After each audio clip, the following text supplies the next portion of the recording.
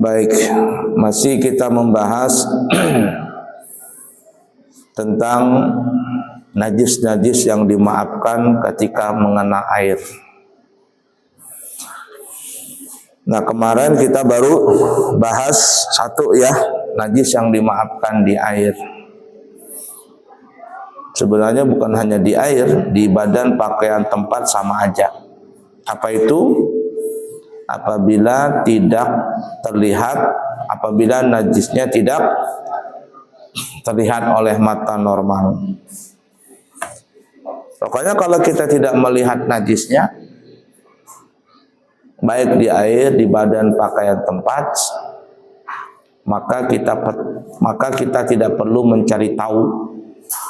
Tidak perlu cari tahu. Yang kita lihat itu, apabila dia suci, maka sucilah. Kalau kita lihat itu dia najis, maka najis. Paham gak kira-kira? Kita masuk WC, kita nggak ada ngelihat di dalam baknya itu teh cecak, tidak ada ngelihat apa-apa. Sudah pakai. Pakai. Paham gak kira-kira? Di jalanan kita tidak melihat najisnya. Memang jalanan kotor, tapi kan kotor belum tentu najis. Kalau kita lihat jalanannya kotor, sudah jalan saja. Ya, langsung kita sholat juga nggak apa-apa. Yang penting kita tidak melihat ada najisnya. Paham kira-kira? Lain halnya kalau seandainya kita melihat ada najisnya, lalu kita pura-pura. Nah, ini nggak boleh. Sudah jelas ada najisnya, kita pura-pura nggak ngelihat. Itu nggak boleh. Jadi ingat, ya Buya beberapa kali sudah bilang, hukum fikih itu adalah menghukumkan apa yang terlihat oleh mata kepala. Kalau yang kita lihat hukumnya, kalau yang kita lihat zahirnya suci, ya suci. Kalau najis, ya najis. Adapun yang dibalik itu tidak perlu kita mencari tahu. Paham kira-kira? Nah, yang kemudian yang kedua, sambungan kemarin. Apa itu? Binatang yang ketika anggota badannya disobek, darahnya tidak mengalir. Seperti lalat,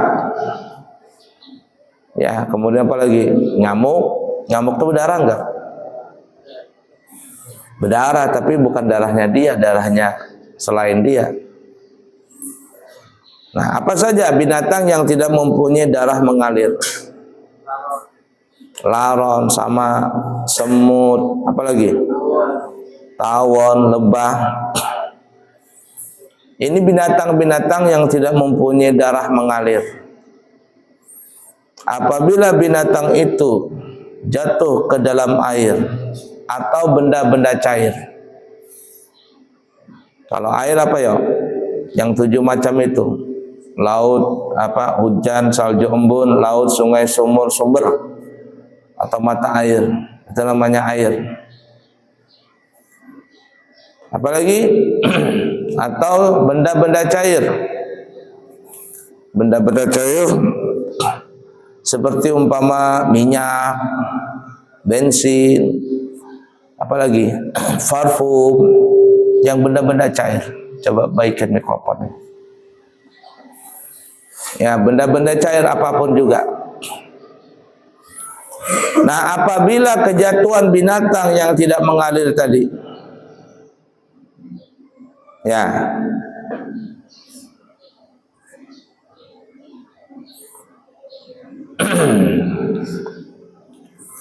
jatuh binatang tadi dengan sendirinya dan tidak merubah daripada air atau benda-benda cair tadi, maka air itu tetap dikatakan suci, mensucikan, atau disebut namanya mutlak. Tapi kalau seandainya jatuh dengan disengaja atau jatuhnya dengan sendiri tapi berubah, maka air itu menjadi mutanajis atau air yang terkena najis. Nah, jadi ini kalau kita jabarkan kurangi ehonya itu menjadi tiga syarat.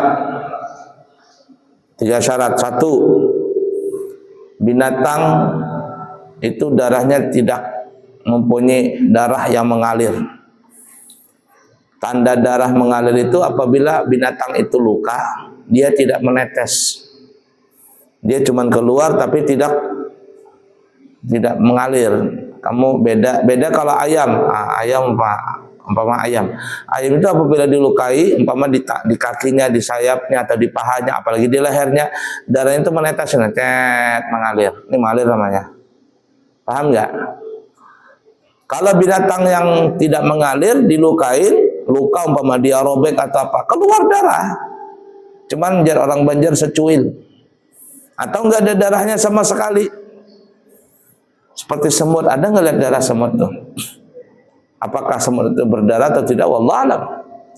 Yang jelas adalah dia tidak mengalir darahnya. Mungkin ada darahnya keluar, tapi tidak mengalir.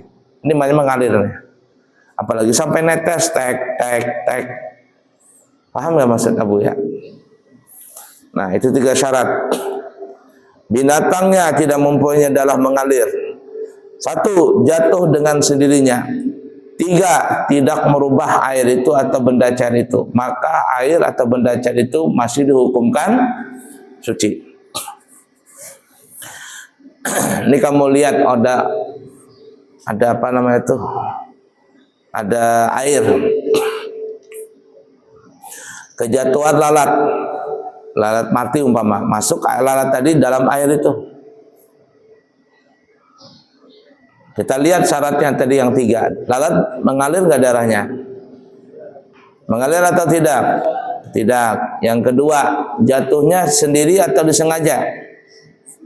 Jatuh dengan sendiri. Yang ketiga, berubah nggak airnya? Kalau kita lihat itu tidak berubah, maka air ini disebut namanya air mutlak. Kalau dia benda cair masih boleh dipakai, minyak gorengnya masih bisa dipakai. Buang lalatnya sudah selesai, maka dia bersih. Tapi kalau seandainya ada orang memasukkan binatang yang tidak mengalir darahnya tadi, tapi dengan sengaja. Ada orang punya ikan arwana. Tahu ikan arwana? Nah, ikan arwana dalam akuarium. Cut. Kemudian orang ngambil cicak. Cicaknya mati sudah. Atau jangkrik atau apalah gitu. Dimasukkan cicak tadi ke dalam air, jatuh dia. Sengaja atau tidak sengaja ini? Disengaja. Cok, masuk dia ke dalam air. Tiba-tiba setelah masuk dalam air, ikan arwana berbalik, cok, langsung memakan ikan tadi. Pertanyaannya, air yang kurang dari 2 kulah ini, kita bicara kurang dari 2 kulah. Yang kurang dari 2 kulah ini, najis atau tidak? Najis atau tidak? Kenapa najis? Karena disengaja. Nah itu tuh. Tapi kalau airnya 2 kulah, akuariumnya gede banget, dimasukkan 10 ekor cicak mati, najis atau tidak? Tidak najis. Kenapa? Karena 2 kulah. Tapi dilihat syarat yang berikutnya, berubah atau tidak? Kalau tidak berubah, suci. Tapi kalau berubah, najis. Fahim tuh?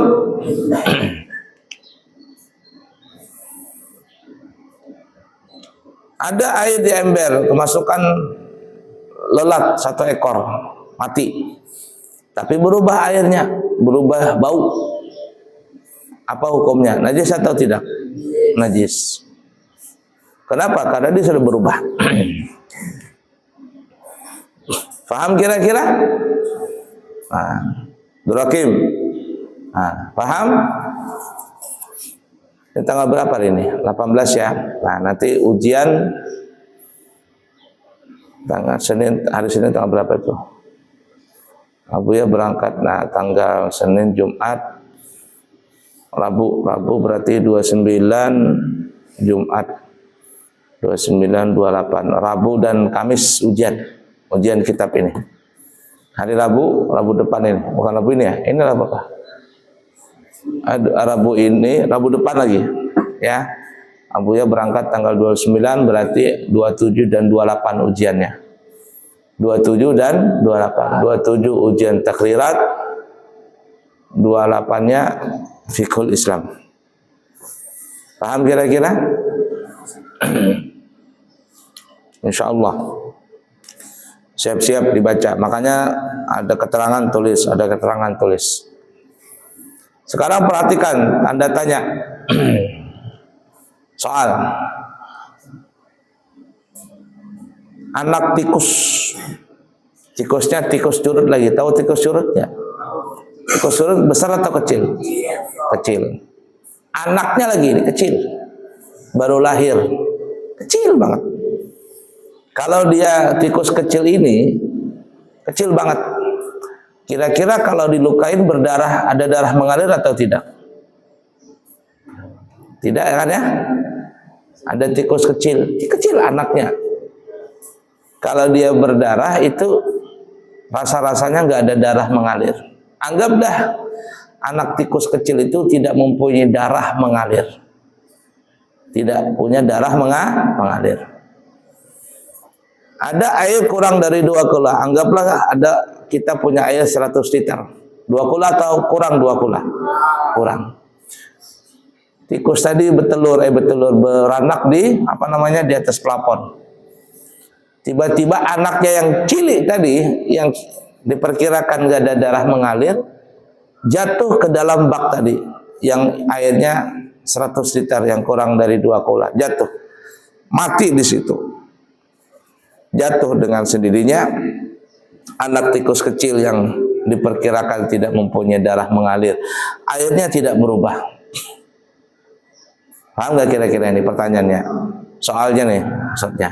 Nah pertanyaannya, air yang 100 liter atau yang kurang dari 2 kula tadi, yang binatang tadi jatuh dengan sendirinya, airnya tidak berubah. Pertanyaannya, air itu najis atau suci? Suci. Najis atau suci? Suci. Siapa yang bilang suci? Angkat tangan. Kenapa suci? Jatuh dengan sendiri. Terus tidak berubah. Terus tidak mempunyai darah mengalir. Tidak, artinya apa? Suci. Nah, sekarang adakah yang bilang tidak suci? Ada yang bilang najis enggak ayat tadi?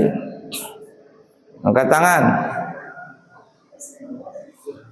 Ada yang bilang najis atau tidak? Nah, tidak ada yang bisa jawab. Yang bilang suci angkat tangan.